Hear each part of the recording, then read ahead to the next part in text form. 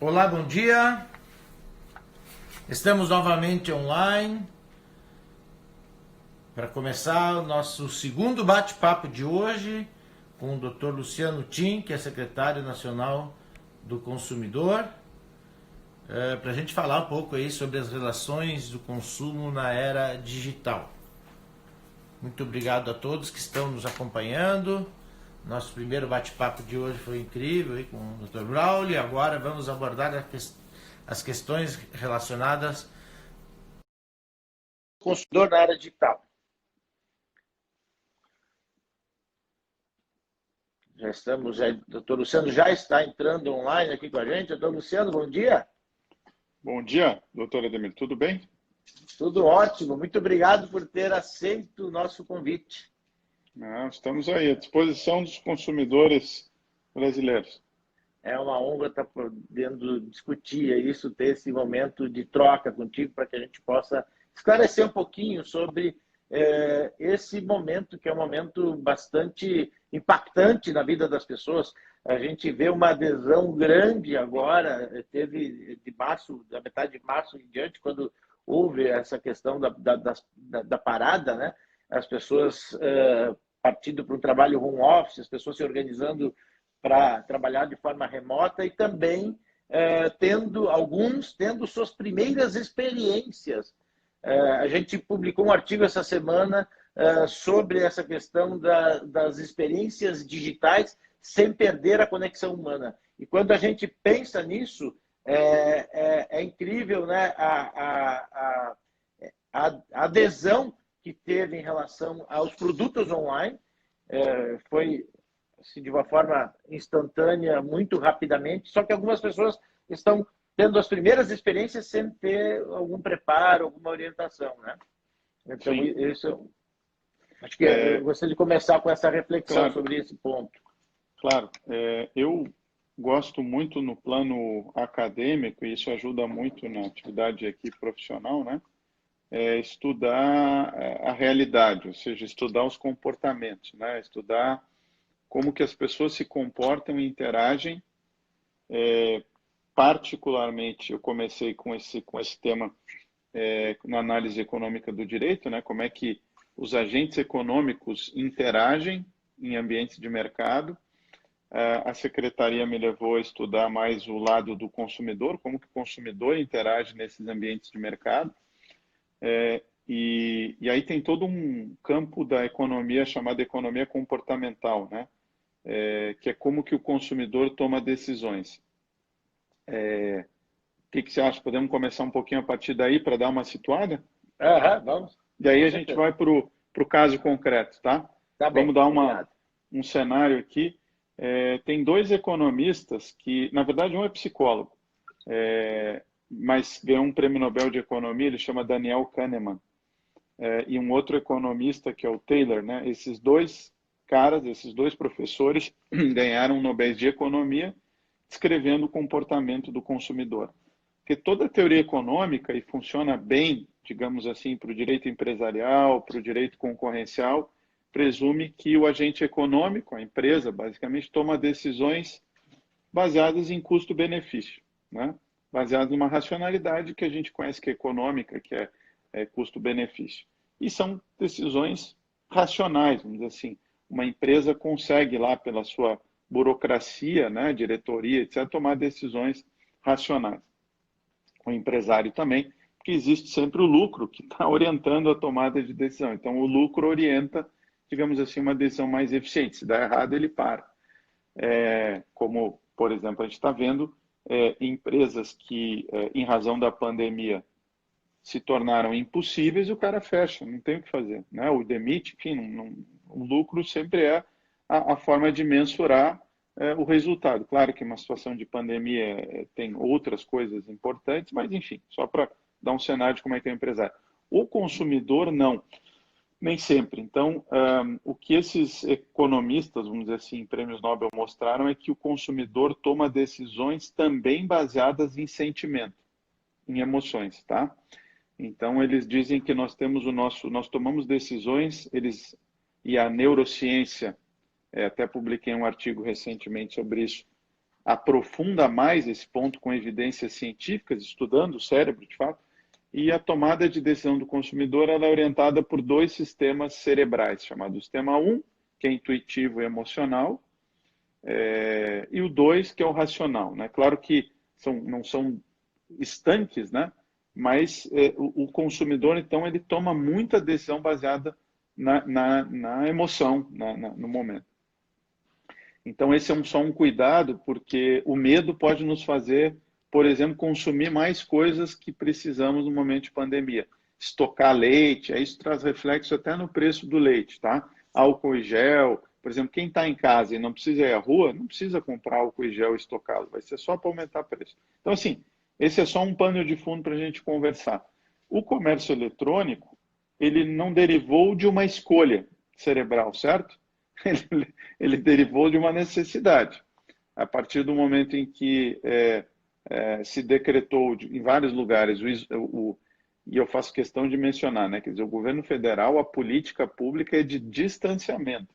Os jornalistas falam isolamento, são coisas diferentes. Isolamento, isso os epidemiologistas explicam, né? Distanciamento não é proibido sair na rua. Você se distancia e isola quem está doente, quem está infectado. Alguns prefeitos, enfim, governadores decretaram isolamento, mas a política nacional é de distanciamento. Mas, enfim, o fato é que distanciamento, ou seja, o nome que a gente vai dar, isolamento, as pessoas precisam ficar fundamentalmente em casa para diminuir o ritmo do contágio. Então, as pessoas precisam consumir pela internet. Então, isso a gente, na Senacom, anteviu que seria necessário, quando a gente pegava os modelos econômicos, todos indicavam o comércio eletrônico dando um boom. Pela razão óbvia, pela entrega, pela simplicidade, enfim. Então, nós fizemos uma portaria para tornar o consumidor.gov.br, que é uma plataforma de contato entre consumidores e fornecedores, obrigatória para quem exerce atividades essenciais, farmácias, né, supermercados, comércio eletrônico. Também antevíamos que iria acontecer mais fraude, mais cybercrime, porque não é só o consumidor que está em casa, o criminoso também. Então, o criminoso, quando a gente estuda a análise econômica do crime, ele é um agente econômico racional. Então, ele também pondera, entende, o custo-benefício. Ele está em casa, ele vai gastar o tempo dele em práticas criminais. Não é porque tem pandemia que o criminoso agora vai se tornar um respeitável comerciante, vai praticar atos de comércio, enfim. Então, ele também vai dedicar o tempo dele ao crime. Então, crime cibernético. Então, nós fizemos uma campanha de orientação dos consumidores na compra pela internet, por meio da Escola Nacional de Defesa do Consumidor. Engajamos algumas empresas nisso e, basicamente, diz respeito a certos cuidados, como instalar um antivírus no celular. As pessoas compram pelo celular, não tem antivírus no celular, ou se tem, não está atualizado. Então, parece básico isso, né? Alguns cuidados básicos. Então, porque quando a gente vai para a economia comportamental, a gente estuda os vieses cognitivos. O que são os vieses cognitivos? São aquelas lapsos de racionalidade que a gente tem como ser humano. Um deles é o excesso de otimismo. Mesmo numa pandemia, claro que na pandemia o que está mais presente é o aspecto do medo, né? Que vai nos fazer, então, como eu expliquei antes, estocar, comprar coisas que a gente não precisa. Isso é humano, né? A gente está numa campanha de educar os consumidores a apelar para o seu sistema 2, né? Não comprar baseado na necessidade real, racional. Mas, deixando de lado esse aspecto do medo, né, o ser humano tem o excesso de otimismo. Então, a internet dá a ideia das pessoas de que não tem risco. E o risco é o mesmo, de estar na rua, enfim, né? A gente no Brasil sabe que tem risco de ser assaltado, tem que tomar cuidado e tal. Então, riscos com senhas. Então, toda essa campanha de conscientização a gente fez. Então, de um lado, digitalizamos o acesso do consumidor às empresas. Essa plataforma do consumidor.gov, depois a gente pode falar sobre ela, tem agora por aplicativo, está mais user-friendly, né? Mais amiga assim, do consumidor. O Dr. Braulio Guzmão, que foi a primeira live da manhã, comentou sobre a parceria, inclusive, do Judiciário com a plataforma, né? Sim, exatamente. A gente, já desde o ano passado, nós integramos o consumidor.gov.br com o processo judicial eletrônico. Uhum. Então, quem for entrar com uma ação judicial agora tem a opção de tentar resolver pelo Gov. Agora decidimos com o CNJ de expandir para todos os tribunais, nós começamos com um plano piloto. Tecnologia tem que fazer assim, né? Você não pode sair espalhando, porque começa a dar errado. Então, a gente fez um piloto com o TJDF, né? Porque está, por uma razão simples, às vezes as pessoas perguntam, pô, Tim, por que o TJDF? Né? Já que tu é gaúcho, por que não o TJ do Rio Grande do Sul? Ou eu tenho muitos amigos em São Paulo, por que não, né, o TJ de São Paulo? Bom, primeiro por uma... De novo, né, a gente sempre tem que ser pragmático e pensar em resultado e em eficiência. Então, o TJDF, ele não é grande como São Paulo, nem Rio Grande do Sul. Rio Grande do Sul é um estado grande, São Paulo maior ainda. Não em termos geográficos, mas populacionais. São Paulo e Rio Grande do Sul é um estado geograficamente grande, espalhado. São tribunais de grande porte, né? Sim, então não dá para fazer um teste numa coisa grande. Então você começa normalmente numa coisa menor e próxima, porque aí o Ministério da Justiça e TJ estão ali no mesmo. Não tinha pandemia, né? Então era só pegar o carro e ir lá e resolver.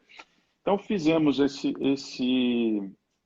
piloto, funcionou, então agora vamos expandir para outros estados, tá? Sem falar que o CNJ está com um projeto de mediação, porque aí, para quem gosta do tema, né, dos métodos consensuais, o Gov, como a gente chama carinhosamente, né, o consumidor.gov, o Gov ele é uma plataforma de negociação. O consumidor vai lá, se manifesta. Eu não gosto de dizer que o consumidor reclama, porque dá uma ideia de que é uma plataforma apenas de reclamação, e é de negociação, né? Então, o consumidor vai lá, se manifesta, a empresa tem 10 dias para responder, as empresas precisam ser previamente cadastradas. Então, as maiores empresas hoje do setor de aviação, que está dando problema, né? Turismo, as maiores, nesse momento também, farmácia, como eu mencionei, energia elétrica, bancos, telecom, estão todos lá, as principais de atuação nacional, né? Tem o maior volume de processos, as operadoras, as empresas. Exato. Então, ano passado, para dar um dado aí para vocês, foram 700 mil manifestações, reclamações, com 80% de êxito. Então, porque quem avalia se deu resultado ou não é o próprio consumidor. Então, eu digo que é uma plataforma emancipatória, porque dá ao consumidor a possibilidade de negociar os seus direitos. Conversamos já com a OAB, né? A OAB nunca quis que a plataforma fosse obrigatória. Ela não é. Ela não é uma condição da ação. E assim, no fundo, são problemas simples de consumidores querendo cancelar uma linha telefônica. Não precisa de, né, necessariamente de advogado. Imagina um processo judicial para o cancelamento de uma linha. E às vezes esse processo vai levar anos. Anos. E tem um ponto aí que eu tenho interesse acadêmico, né, de análise econômica do direito, do custo. Porque quando a gente pensa assim, o juizado especial cível é de graça. Bom, a gente sabe que não existe almoço de graça, né? Então, quando é de graça, no fundo, quem paga é o contribuinte. Então, o contribuinte está bancando. Então, no fundo, toda vez que o consumidor adquire uma mercadoria mais cara no Brasil, porque o nosso imposto, ele é mais alto que em outros países do nosso grau de desenvolvimento, né? Nós temos níveis tributários europeus, né? Então, ele acaba pagando por isso.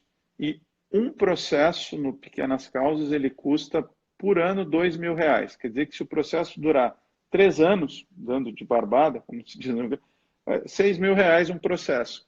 Se precisar execução, a média são 6 anos.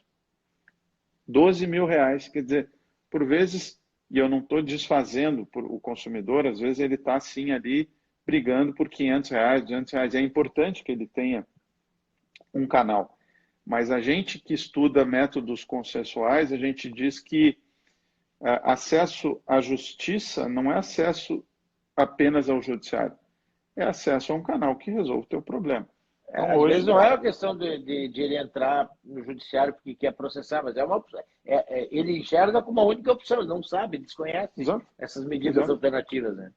Então, esse canal agora, ele é um canal online, portanto, não precisa se deslocar, então o consumidor não precisa colocar a sua saúde a risco para fazer valer o seu direito. E é um canal de negociação. Então, teve bastante êxito. O que a gente tem acompanhado, assim, e outra coisa interessante, né? Ele nos dá, que é uma preocupação nossa lá na Senacom, nessa gestão pelo menos, e pelo que eu acompanho de fato, foi só nessa, e com respeito a outras formas de trabalhar também, é que nessa gestão a gente tem essa preocupação de atuação baseada em evidências, né, em dados científicos. Então a plataforma também nos dá dados. Eu consigo saber o que está acontecendo, né, em termos de reclamação. Então nós contratamos ano passado a UNB, o departamento deles de inteligência artificial, porque aí nós vamos conseguir ter mais precisão, porque, claro, humanamente é impossível você tratar e identificar 700 mil reclamações, né? Mas a inteligência artificial vai nos permitir catalogar, entender melhor o que está acontecendo, e a UNB que está prestando já esse trabalho de inteligência artificial para o Supremo, por exemplo, né? Então, eles já têm alguma expertise nisso. Então, bom, dei toda uma volta, não sei se longa demais, Ademir, mas para situar a situação. Então, como é que está o consumidor na era digital, né, em termos de pandemia? Tem um estudo que está circulando aí da McKinsey, uma consultoria, demonstrando que, de fato, muitos consumidores estão tendo a sua primeira experiência no comércio eletrônico. Não só isso, né, a gente tem que lembrar que nós temos um governo que é liberal na economia, e nós, ali na Senacom, temos este alinhamento com o Ministério da Economia. Claro que, de novo, outro parênteses, né? Num momento de pandemia, mesmo um liberal como Keynes dizia que você tem que intervir. O ministro, o programa de ajuda e de auxílio que o governo montou foi muito superior a qualquer outro país latino-americano, inclusive ditos de esquerda, né? Só para, né? Então, não significa que assim, há uma certa, por vezes, incompreensão do liberalismo, né? Quando a gente estuda seriamente o liberalismo, né? No Adam Smith, por exemplo, o Adam Smith, que era jurista, o Adam Smith não era economista, não existia economia. O Adam Smith dava aula, ele era professor de moral e jurisprudence, né? Direito, na faculdade de Direito. Então, o Adam Smith escreve um livro chamado Teoria dos Sentimentos Morais. Então, mesmo um liberal tem o sentimento de empatia. Não significa, né, não dá para ser caricato no liberalismo, deixar as pessoas morrer na rua. Não, você tem, né, a empatia. Né, o programa Bolsa Família, por exemplo, ele tem uma inspiração do Milton Friedman, de Chicago. Significa que você não dá... que você faz a política pública liberal. Você dá o dinheiro para as pessoas escolherem, não o Estado escolhe pelas pessoas. Bom, mas... Então, numa visão liberal, você não tem só consumidor. Para ter consumidor, você precisa ter mercado. E o que é o mercado? É o espaço onde consumidores e fornecedores interagem. Então, não só para consumidores foi a primeira experiência, mas muitas empresas. E te digo assim, não porque eu sou, digamos, relacionada à minha pasta, né? Mas relacionada à minha vida. Aqui eu, assim, alguns restaurantes que não atuavam por um canal digital, se viram obrigados. Foi a única opção de sobreviver. Foi a única opção. Então, o que o pessoal de economia está dizendo aí, de desenho de cenários, é que a pandemia nos colocou 5 anos antes, antecipou 5 anos, 10 anos. Queria acontecer, de fato, aos poucos, a gente tomou essa pancada e nos obrigou. Então, fornecedores, muitos foram pela primeira vez, e consumidores. E o que é interessante, fora aqueles pontos que eu chamo a atenção para se tomar esse cuidado, né? Ou seja, não é um campo sem risco. O comércio eletrônico tem os mesmos riscos de qualquer situação aí da vida, né? Então tem que se tomar todos os cuidados. Mas dentro dessas premissas, as pessoas gostaram.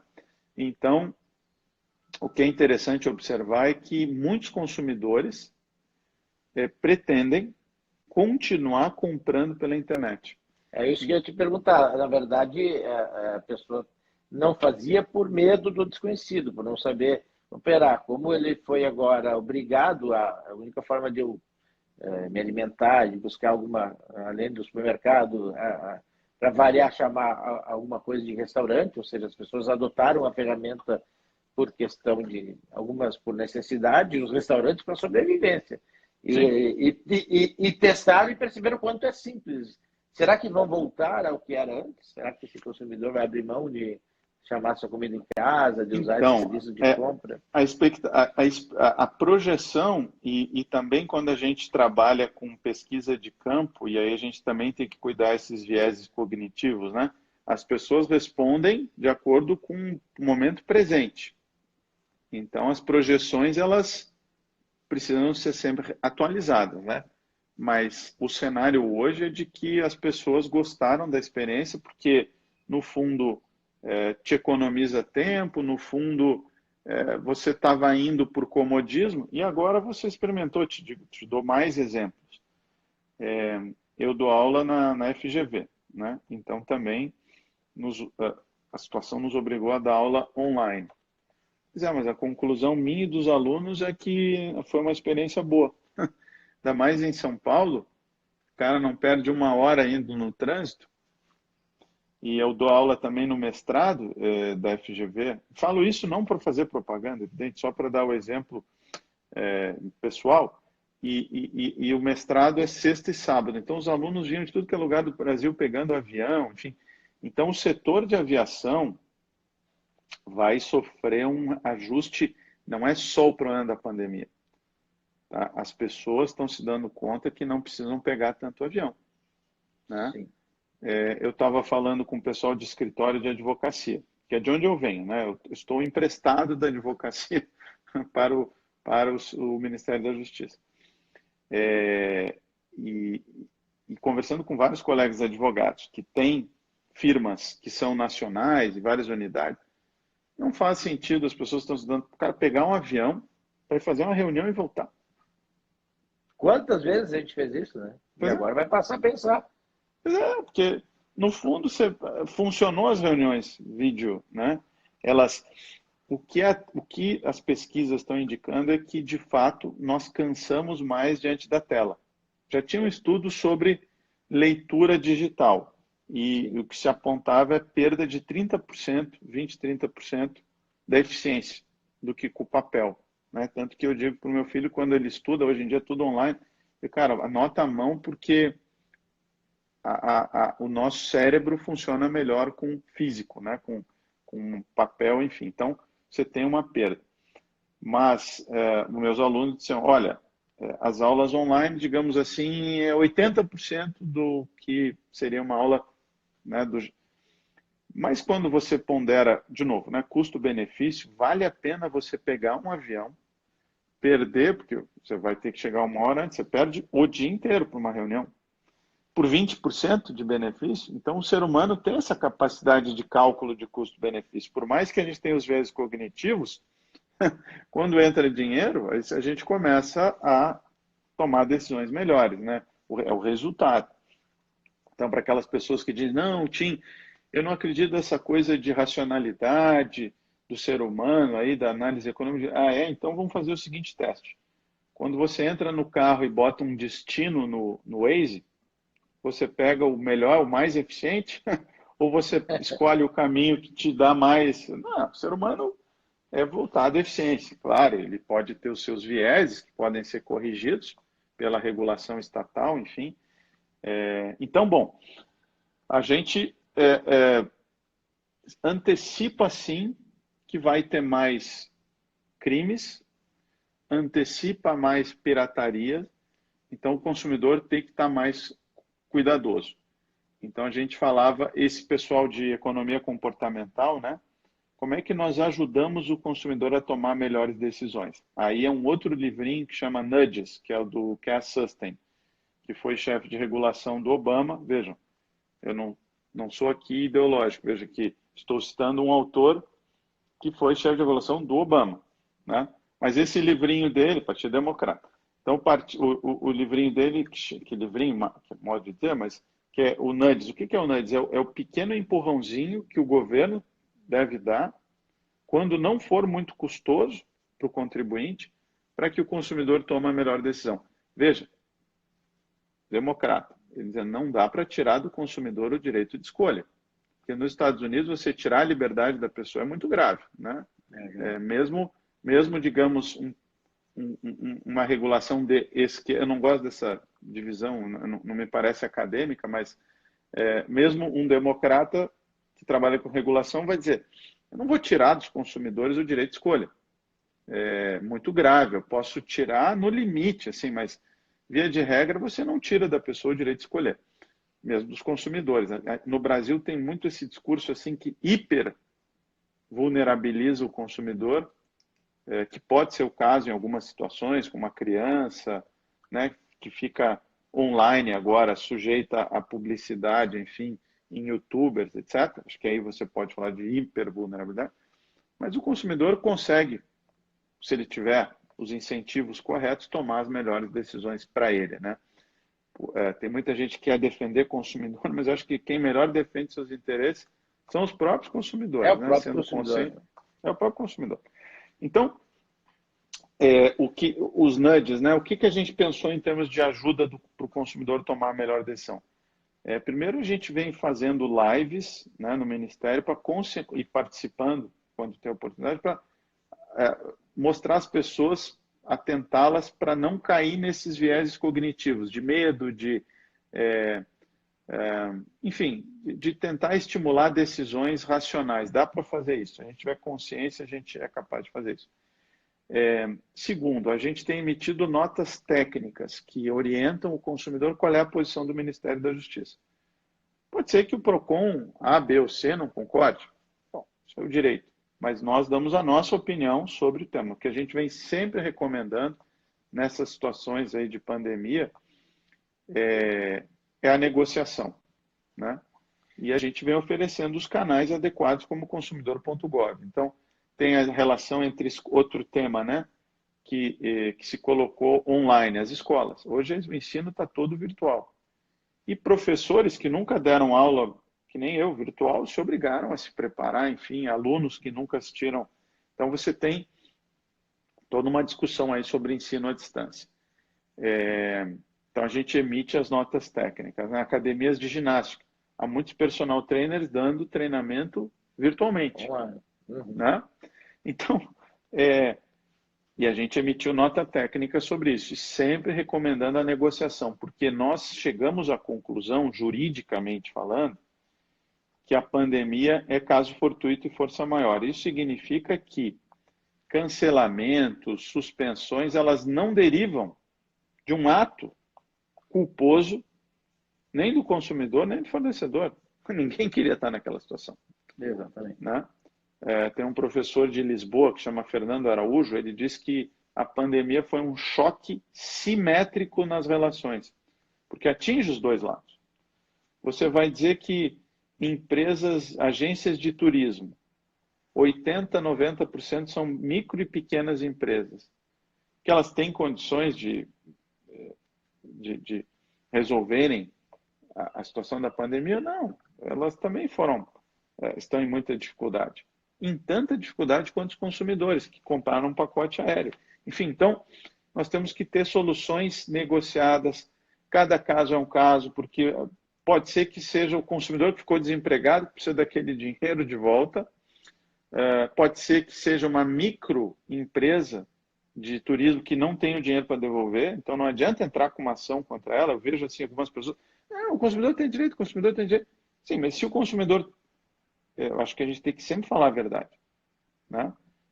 E o direito é um sistema de normas, não existe só o direito do consumidor. Existe, por exemplo, a recuperação judicial. Se todo mundo for a juízo, a empresa pode ajuizar uma recuperação judicial, suspende todas as ações, qualquer cobrança fica... A gente sabe que, na prática, as recuperações judiciais não duram menos de 2 anos, isso tem que ser dito para o consumidor. Senão ele vai pagar advogado, vai entrar com uma ação, vai chegar no fim, vai habilitar isso, este crédito, numa massa falida. Então, nós temos que ser pragmáticos, né? Falar a verdade, enfim, ser transparentes. Acho que nesse cenário, com esses nudges, o consumidor consegue, de fato, tomar a melhor decisão para ele. Claro que essa plataforma, desculpa interromper, essa plataforma do consumidor.gov, ela acaba trazendo um benefício incrível nesse sentido, né? Por isso eu parabenizo pela iniciativa de integração com o Judiciário e essa experiência com o TJDF, porque eu acho que isso pode amenizar o impacto que isso vai ter da geração de um volume enorme de processos que pode influenciar no Judiciário, e tendo essa alternativa da pessoa buscar um acordo antes de ingressar de forma por opção do consumidor, mas ter essa alternativa eu acho que é incrível para amenizar esse impacto, para que a pessoa possa resolver o problema mais cedo, não esperar tanto tempo, porque nem tu falou, a pessoa pode ter perdido o emprego e precisar daquele dinheiro, e não só em relação a viagens, em relação a vários pontos nesse relacionamento do consumidor com o fornecedor. É interessante que a gente tem os dados dos acordos. Quando a pessoa vai direto na plataforma, é 80%, e quando entra pelo judiciário, claro que não é o mesmo índice de acordo, mas nós chegamos a 40%, 50% de acordo. Imagina você tirar do judiciário 40%, 50%, e o juiz ter mais tempo de julgar e ter tempo para dedicar a casos que não são mais repetitivos. Complexo, né? Porque para o contribuinte, o juiz é caro. Ele não foi feito para, com todo respeito também a pequenas demandas, mas é um investimento da sociedade no profissional, né? E ele julgar, por exemplo, cancelamento de uma linha telefônica que poderia ser resolvido de outro jeito, eu não estou dizendo que não tem que resolver o problema do consumidor, tem. Nós até, inclusive, vamos modificar o decreto do SAC, para que o SAC das empresas, o sistema de atendimento, seja mais resolutivo. A gente não vai querer saber se a empresa atendeu em 1 minuto, se deu protocolo, a gente quer que ela resolva, né? Porque agora eu já sei que as empresas conseguem resolver 80% dos problemas. Então, basta que elas resolvam 80% no SAC. Então, vai ter o SAC com 80%, aí vai ter o GOV, que aí já vai chegar no que o SAC não resolveu. Aí vai ter mediação. Então, só vai chegar no judiciário, por isso um sistema multiportas, né? Só vai chegar no judiciário que a sociedade não conseguiu resolver. E aí a gente tem que parar um pouco com discursos até populistas. Coitado do vulnerável, coitado do... Não, assim, nós precisamos evoluir um pouco em algumas coisas, né? Até o direito do trabalho já passou por uma reforma, e veja que diminuiu 50% a litigância. E não se tem notícia que isso prejudicou fundamentalmente o trabalhador. Não. Claro que Nós não prejudica, tiramos... porque isso pode gerar resultado que a única coisa que não se recupera é o tempo, né? Então, resolver um problema de forma mais rápida, mesmo que pode ser que o consumidor tenha que abrir mão de uma negociação, ele sempre tem que ceder um pouquinho, mas antecipar um recebimento pode ser muito mais útil do que ficar esperando você ler quanto tempo. E a gente vê, assim como o consumidor.gov, eu convivo muito com esse ambiente de startups, o surgimento de várias plataformas privadas, né, de conciliação e de mediação. Hoje, no Brasil, tem cerca de 20 plataformas que estão se desenvolvendo aí, e agora, nesse período, inclusive, tendo esse embalo, um volume aumentado de processos que são mediados por essas empresas de tecnologia que estão aproveitando essa oportunidade, né? Isso não é no Brasil, é uma tendência mundial, o surgimento dessas plataformas de mediação. Sem dúvida. Ano passado, como advogado, eu não lidava com contencioso de massa, para mim aquilo não era uma... o tema é novidade, né? Porque a tecnologia ela é fundamental para a litigância de massa, né? Claro, no momento atual, não só para litigância de massa, para qualquer disputa, né? Eu fazia muita arbitragem E hoje as arbitragens estão todas online por razões óbvias, né? Mas eu fiz um evento com a B2L, que é a Associação Brasileira de Lotex, e fiquei muito surpreso nos pitches, né, com o resultado da mediação online, porque, de certa maneira, vai de encontro, né, vai contra o que normalmente estuda em mediação, em que o mediador presente vai fazer toda a diferença, enfim. O mundo digital, no fundo, ajuda muito a fazer acordos, porque, para começar, o cara faz o acordo da casa dele. Ele não tem que pegar 2 ônibus, se irritar, enfim, esperar, atrasar. Então, acaba que a casa é um bom ambiente de negócio, assim, de negociação, né? Então, eu fiquei muito surpreso com dados. De novo, né? A gente não tem que cair em ideologia, tem que ser baseado em dados, ciência. Então, quando o cara te apresenta 80% de resultado em mediações online, e quem banca são as empresas, portanto não tem custo para os consumidores, e a gente tem que sair um pouco daquele discurso, o sujeito é vulnerável, vai ser explorado. Isso é uma visão muito marxista do mundo, de que alguém está sempre explorando o outro. A gente precisa sair um pouco dessa visão, né? Sim.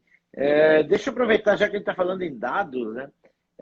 Eu queria, se tu tivesse tivesse condição de passar 3 que são os maiores riscos, na verdade, 3 maiores erros, tanto do consumidor, o novo consumidor online, quando ele vai consumir, quais são os 3 principais erros, tanto para o lado do consumidor quanto da empresa que está estreando a plataforma. Tem condição de citar 3 erros de cada lado? Olha, vou falar do que eu estou vendo com mais frequência aqui, tá? Eu não tenho dado, digamos, científico, mas vou te trazer a experiência assim, né? Primeiro, como eu disse, os consumidores não tomarem cuidado com os seus dados e nem tampouco instalar antivírus e nem seguir o mínimo de segurança, né? Antivírus atualizado, enfim, tem todo o roteiro passo a passo lá no site da Escola Nacional do Consumidor, tá? Então, quem quiser, é NDC. Então, esses cuidados. Segundo, não comprar com emoção, por medo, né? Que te gere estocar, enfim. E o terceiro, quando a gente estuda também esse tema aí da economia comportamental, o repique do medo é a excitação. Claro, você vai lá embaixo. Então, cuidado com blogueiros, enfim, que estão vendendo milagres. Investimento em ações.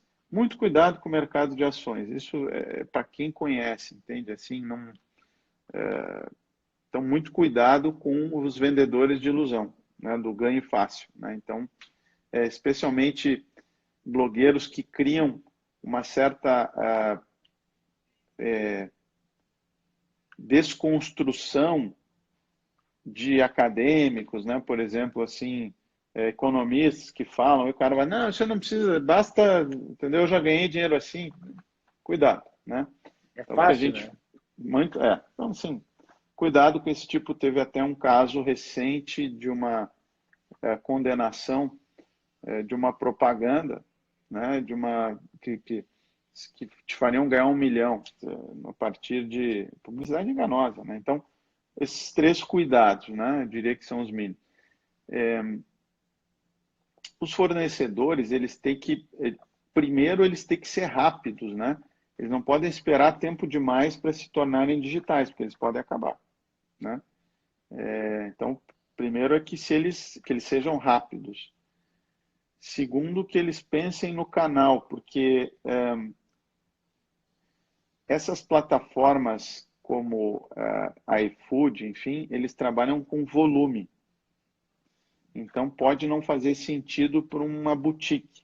Talvez a boutique tenha que ter o seu próprio canal. Então, escolher o canal correto. É como o sujeito que é advogado. Ele vai ter que se tornar digital, mas se ele quiser fazer contencioso de massa, talvez ele não é o business dele, né? Então ele vai ter que...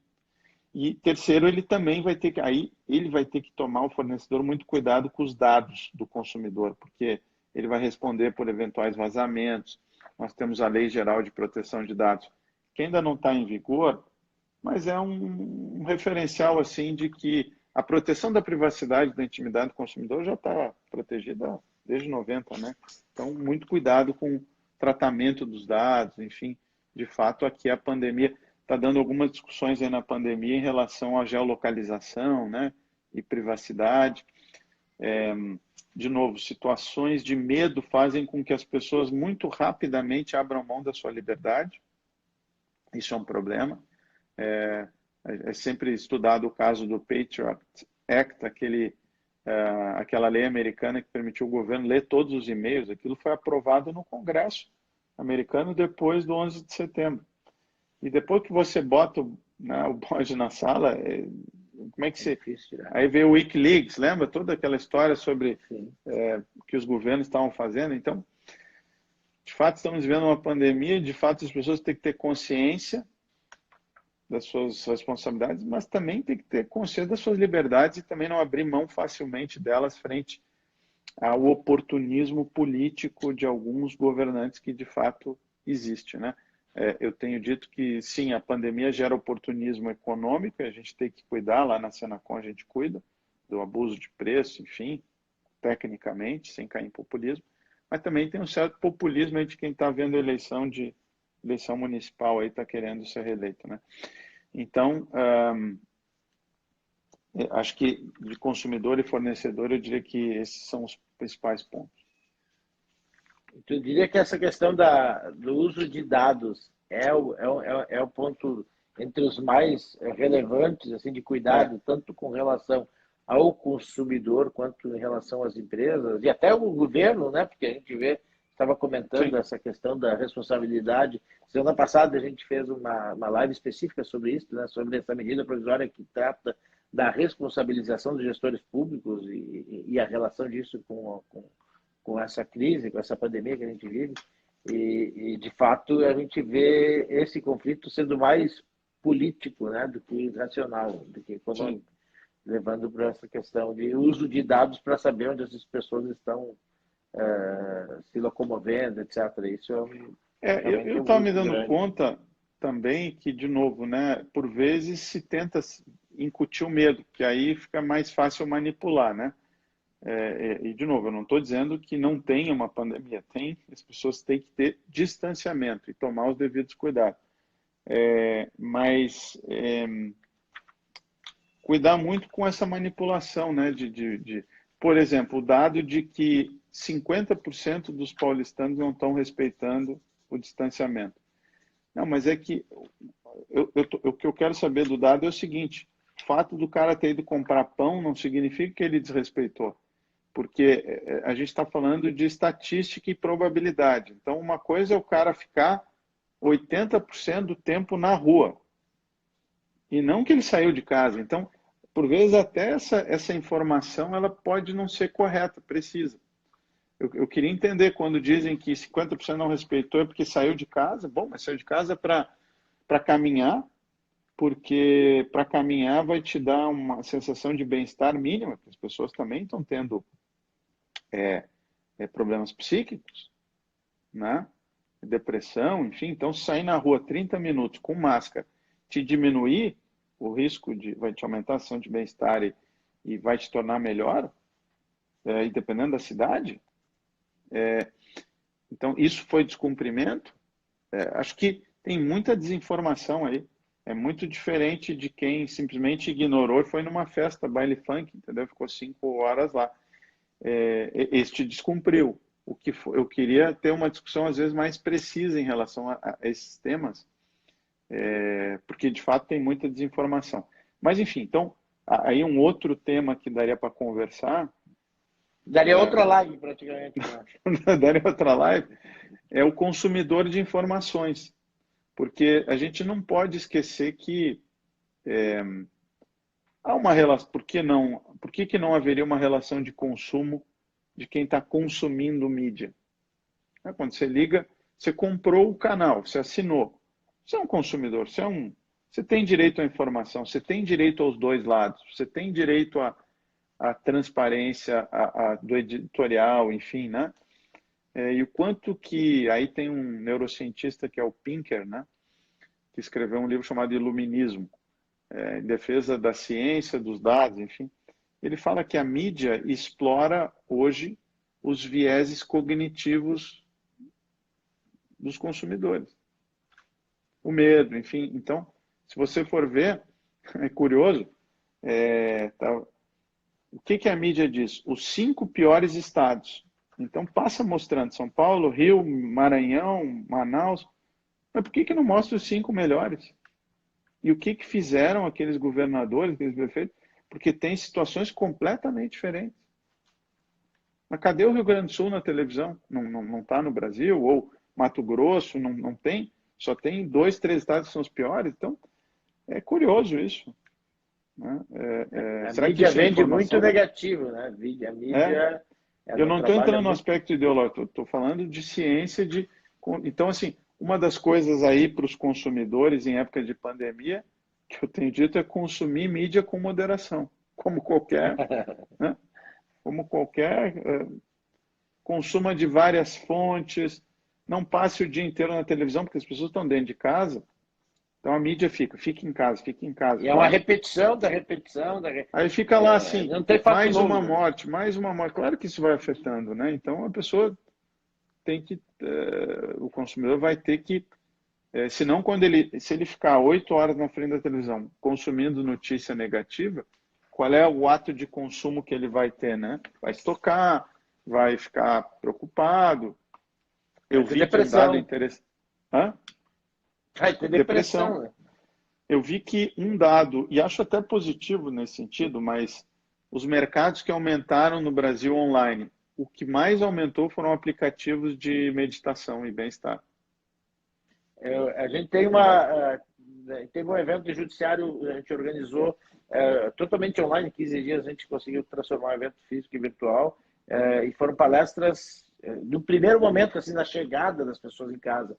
Foi no 1, 2, 3 de abril. E uma das palestrantes foi a fundadora de uma plataforma Vitude, que é a Tatiana Pimenta, que é uma das que estão... Ela trabalha essa questão da depressão, ela trabalha essa questão do cuidado com a mente, né? Então, a valorização dela agora foi incrível. Porque em relação à adesão de serviços. A pandemia e o isolamento, não vamos esquecer o seguinte, né? O isolamento, a ficar em casa, e eu não estou me posicionando contra necessariamente, poderia em alguns lugares, né, por exemplo, um município que não tem um caso, não vejo muito sentido, mas a gente tem que discutir sempre caso a caso. Foi o que o ex-ministro Tais falou, inclusive, numa entrevista recentemente. Mas esses aplicativos de bem-estar, a pandemia, não vamos esquecer que a prisão domiciliar é uma pena privativa de liberdade, né? Não, se fosse bom, não seria pena privativa. Seria prisão? Então, é claro que isso afeta muito essas mudanças, mesmo, quer dizer, você tirar a rotina das pessoas, bagunça completamente. Uma criança acostumada a ir à escola, se levantar, tomar banho, de repente começa a assistir aula de pijama, entendeu? Vai tudo bagunçando. Então, curiosamente, ou não, até de forma... Acho até positivo essa autoconsciência das pessoas, os aplicativos de bem-estar da mente aumentaram e acho que pode ajudar também. Sim, eu achei importante esse destaque que tu deste aí nessa diferenciando isolamento de distanciamento, né? Ou seja, as pessoas têm que entender isso e não levar... Eu vi uns epidemiologistas explicando, porque o distanciamento não é que você não pode, você não está com um toque de recolher, né? Na Itália de fato houve toque de recolher. Outros países não, e eu acho que por isso cada prefeito, governador, foi o que o Supremo disse, tem a sua autonomia, né? Mas o que eu estudei, enfim, que é o nacional, o sujeito pode ir caminhar a rua levar o cachorro para passear, na maioria do ponto de vista federal, né? Até porque isso auxilia o bem-estar. Mas, claro, evitando aglomerações, mantendo ali aquela distância de 2 metros, usando máscara, higienizando, né? Então, esses cuidados todos que devem se ter, mas todas essas decisões que o consumidor vai ter vão afetar, inclusive, né, o seu bem-estar, os seus hábitos de consumo, pelo que eu expliquei ali do sistema 1 e sistema 2, né? E isso pode fazer a diferença até para uma retomada mais tranquila, né? Na verdade, as Porque pessoas têm que se adaptar a esse novo a ambiente, gente, mas tem exato, em condições. porque assim, de fato, assim, já está cada vez mais, porque a projeção é sempre baseada na história, né?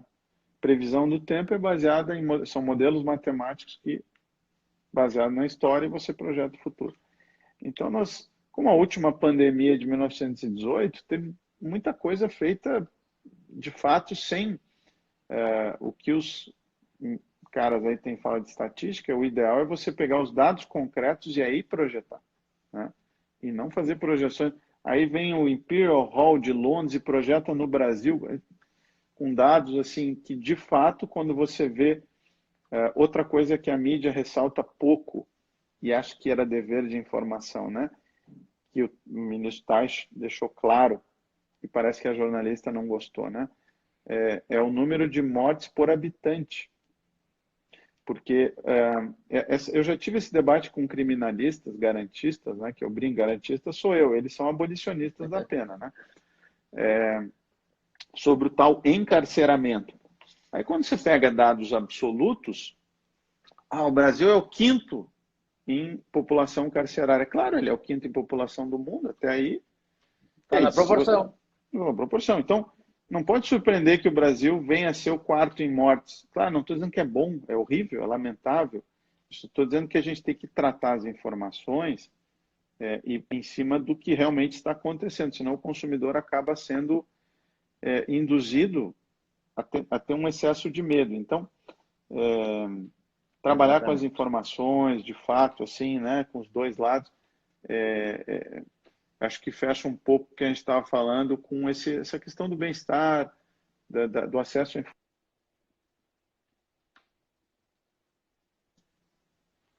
Deu uma falhada aqui, mas eu acho que agora voltou. Ô, Luciano, a gente está encaminhando assim para. O tempo passa muito rápido. E eu quero Sim, deixar a live salva aqui no Instagram para as pessoas que não conseguiram acompanhar. E eu sei que várias assistem depois. Então, eu queria, para a gente encaminhar um fechamento, eu queria que fizesse uma mensagem, a tua visão sobre o mundo depois da pandemia. Como que será o comportamento do consumidor depois? Será diferente ou ele vai se adaptar e vai continuar com alguns hábitos desse mundo online, hábitos tecnológicos adquiridos agora em função da crise? Como será depois? muito bem. E só deixo claro que, como também nesse mundo midiático, por vezes palavras são descaracterizadas, deixo claro que o fato do Brasil ser o quarto, eu não sei o dado exatamente, em mortes, não é algo que é desejável, muito menos, e nem é algo que signifique que você está tomando oposição A ou B. Acho que todas as cautelas devem ser tomadas, todo mundo deve se cuidar, enfim. Eu só estava dando um exemplo de como dados são relevantes para a pessoa tomar as suas decisões, né, na vida e de consumo. Mas, enfim, então aqui dizer que, talvez mencionar um ponto que eu acabei não mencionando, é que a gente fez um código de autorregulação para as plataformas de comércio eletrônico, para que, como a gente anteviu que as coisas estavam indo para esse caminho já no ano passado, de defesa do consumidor no âmbito da internet, nós chegamos a um código de autorregulação que a gente imagina deve ser aderido pelas plataformas, pela maioria delas. E aí o consumidor, nós pretendemos inclusive dar um selo para aquela empresa que respeita a propriedade intelectual e o consumidor, porque o consumidor comprar produto falso, no fundo, é pior para ele, né? É pior para ele porque ele expõe a segurança dele a risco, ele estimula o crime organizado, porque a gente não percebe quando compra algo ilegal toda a cadeia por trás. Mas para botar algo ilegal no Brasil, essa coisa vai ter que vir muitas vezes do Paraguai, por meios ilícitos. Também não estou aqui condenando o Paraguai, estou falando um dado que muita coisa ilegal vem, de fato, pelo Paraguai, mas também vem pelo Porto de Santos, muitas vezes da origem da Ásia. Enfim, então, você alimenta uma cadeia de crime organizado. Por exemplo, o PCC em São Paulo é responsável pela logística, né? De trazer cigarro falso, enfim. Então, e você aumenta o desemprego, porque você, né, não está pagando imposto, não está distribuindo emprego, está distribuindo emprego no país onde a fraude está sendo, né, a falsificação está sendo produzida. Então, nós acreditamos que o consumidor também deva se tornar consciente em relação a isso. Temos campanhas de conscientização. O comércio eletrônico, ele potencializa a pirataria, né? E com isso o consumidor se expõe a risco. Então, é importante que as plataformas sempre dizem que não são responsáveis por nada que acontece lá dentro. Que elas são apenas plataformas de aproximação. Mas nós emitimos uma nota técnica em dezembro do ano passado, dizendo que, em relação à segurança do consumidor, elas têm sim a obrigação de dever e cuidado. Porque não parece crível que empresas que faturam bilhões não possam ter um mínimo de controle em relação aos vendedores que elas colocam lá. Porque o consumidor só compra daqueles vendedores pela garantia que a plataforma está dando. Né? O consumidor não compraria daquele vendedor se o vendedor tivesse um site, enfim. Então, há um certo selo. Né? Então, nós acreditamos sim que as plataformas devam minimamente conhecer os vendedores que elas colocam lá. Uma foto digital, o CNPJ, o contrato social. Entendemos também que as plataformas devem tomar o mínimo de engajamento em relação a documentos fiscais. A nota fiscal é para o consumidor uma garantia de origem, né? Então, nós mesmos fizemos alguns testes em algumas plataformas. Até eu comprei para testar. Máscara. Veio sem nota fiscal, né? Então, claro, eu não estou falando em... isso me perguntaram, né? Isso significa que o governo está estudando substituição tributária? Não, não faz nada disso. Eu falei que as plataformas devem se engajar num movimento de compliance para que haja pagamento de imposto. Porque é isso que vai subsidiar a educação, saúde. Está todo mundo falando que o SUS é fundamental. E é. Só que para ter SUS tem que ter atividade econômica, tem que pagar imposto. Né? Enfim, não dá para olhar para o outro lado.